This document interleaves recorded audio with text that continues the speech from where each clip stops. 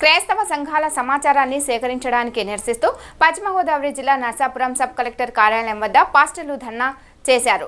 సంఘాల వివరాల సేకరణ ప్రక్రియను తక్షణం నిలుపుదల చేయాలంటూ నినాదాలు చేశారు. అనంతరం ఆర్టీఓ దాసిరాజు వినతి పత్రం అందించారు. ఈ సందర్భంగా జిల్లా పాస్టర్లు సంఘం నాయకులు మీడియాతో మాట్లాడుతూ పాలకొల్లు ప్రాంతానికి చెందిన ఆర్ఎస్ఎస్ కార్యకర్త ఆర్టీఏ ద్వారా జిల్లాలో క్రైస్తవ సంఘాల వివరాలు కోరడం జరిగిందని అన్నారు. దీన్ని అడ్డుగా పెట్టుకొని అధికారుల సంఘాల వద్దకు వచ్చి వివరాలు చెప్పాలని ఒత్తిడి చేస్తున్నారని ఆవేదన వ్యక్తం చేశారు. దీన్ని తక్షణం నిలుపుదల చేయాలని, లేని పక్షంలో న్యాయపరంగా పోరాడతామని హెచ్చరించారు.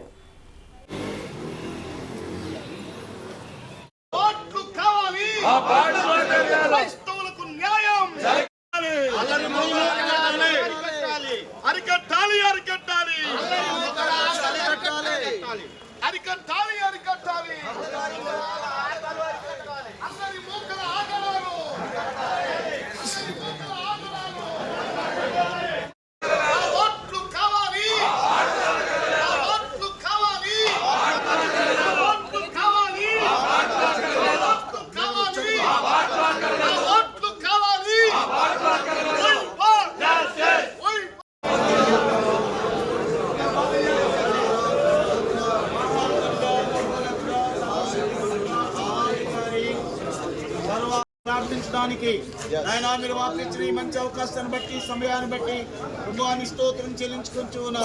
ప్రభా ఎందు నిమిత్తమైతే ఏకీభవించాము సమస్త మెరిగిన దేవుడు పట్ల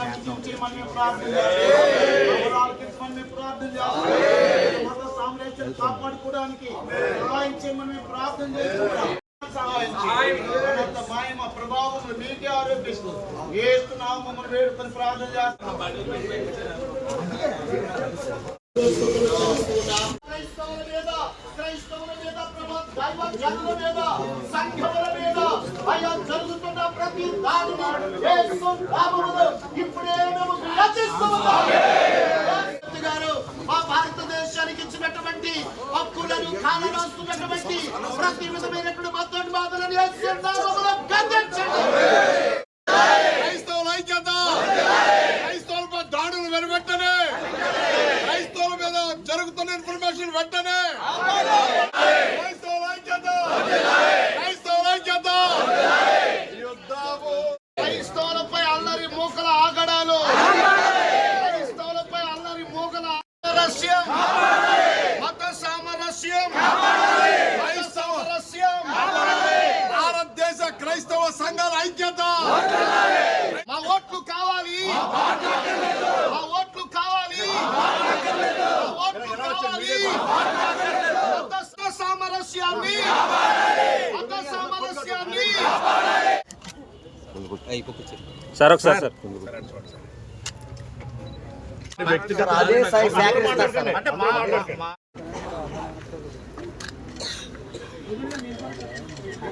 ఈ రోజున సబ్ కలెక్టర్ గారిని కలిసి మెమోరాండం సమర్పించడం జరిగింది. కారణం ఏంటంటే మా క్రైస్తవ సేవకుల మీద, సంఘాల మీద రైట్ ఇన్ఫర్మేషన్ యాక్ట్ ద్వారా ఇన్ఫర్మేషన్ ఒక వ్యక్తి గ్యాదర్ చేస్తున్నాడు.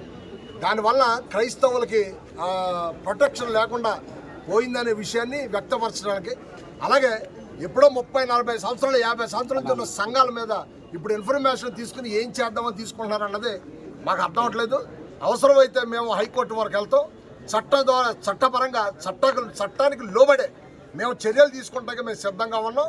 దేనికైనా మేము సిద్ధమని తెలుపుతూ వందనాలు తెలియజేస్తున్నాం. ముఖ్యంగా ఈరోజు ఎంతమంది పాస్టర్లు, అదేవిధంగా క్రైస్తవ సహోదరులు అందరూ కూడా నర్సాపురం మరి సబ్ కలెక్టర్ గారి యొక్క కార్యాలయానికి రావడానికి ముఖ్యమైనటువంటి కారణం పెద్దిరెడ్డి ప్రసన్న కుమార్ అనేటటువంటి వ్యక్తి చేస్తున్న అరాచకాన్ని బట్టి. ఇది అరాచకమే. ఒక రకంగా క్రైస్తవ్యం మీద దాడి చేయడానికి పగడ్బందీగా వ్యూహాత్మకంగా కార్యాచరణ జరిపిస్తూ ఉన్నారు. దీని వెనకాల పెద్దిరెడ్డి ప్రసన్న కుమార్ అనేది కేవలం ఆటలో అరటిపండు. దీని వెనకాల పెద్ద తలకాయలు ఉన్నాయి. క్రైస్తవ్యాన్ని నాశనం చేయడానికి, ప్రార్థనా మందిరాల్ని ధ్వంసం చేయడానికి, పాస్టర్లని దారి కాసి కొట్టడానికి పాస్టర్ల యొక్క డేటాని కలెక్ట్ చేస్తున్నారు. ఇప్పటికే మా యొక్క భద్రత ప్రశ్నార్థకంగా ఉంది. మా ప్రార్థనా మందిరాల భద్రత ప్రశ్నార్థకంగా ఉంది. అసలు మా పక్షంగా వాయిస్ ఇచ్చే రాజకీయ నాయకుడే మాకు లేరండి. అంతేకాదు ఎక్కడ చూసినా క్రైస్తవ్యం మీద దాడి చేస్తున్నారు. అసలు క్రైస్తవులు ఈ దేశానికి చేసిన నష్టం ఏంటండి? ఏం చేశారు? మేము సేవ చేయడమా? మేము విద్యను ఈ దేశానికి అందించడమా? హాస్పిటల్ని ఈ దేశానికి అందించడమా మేము చేసిన తప్పు? ఆ రకంగా చూస్తే క్రిస్టియానిటీ ఈ భారతదేశానికి చేసినంత సేవ ఎవరూ చేయలేదు. అంటే సేవ చేసేవాళ్ళని మీరు దాడి చేస్తారా? సేవ చేసేవాళ్ళని లూటీ చేయాలని చూస్తారా? భయభ్రాంతులకి గురి చేయాలని చూస్తారా? ఇదెక్కడి ప్రజాస్వామ్యం? ఎక్కడుంది భారతదేశంలో ప్రజాస్వామ్యం ఎక్కడుంది? ప్రజాస్వామ్యాన్ని కొని చేస్తున్నారు నేటి పాలకులు.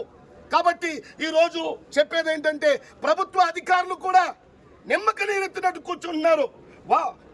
మత విద్వేషాన్ని రెచ్చగొట్టే వారికి వత్తాసు పలుకుతున్నారు. ఇదెక్కడ న్యాయం? దయచేసి ప్రభుత్వాలు చర్య చూపకపోతే, ప్రభుత్వాలు మా పక్షంగా నిలబడకపోతే రాష్ట్ర వ్యాప్తంగా ఉద్యమం చేపడతాం. ఇది ప్రారంభం మాత్రమే, ఇది ఆరంభం. రాష్ట్ర వ్యాప్తంగా ఉద్యమిస్తామని ఈ సందర్భంగా ప్రభుత్వ అధికారులకి అదేవిధంగా మరి ప్రభుత్వ పెద్దలకు కూడా తెలియజేస్తా ఉన్నాం.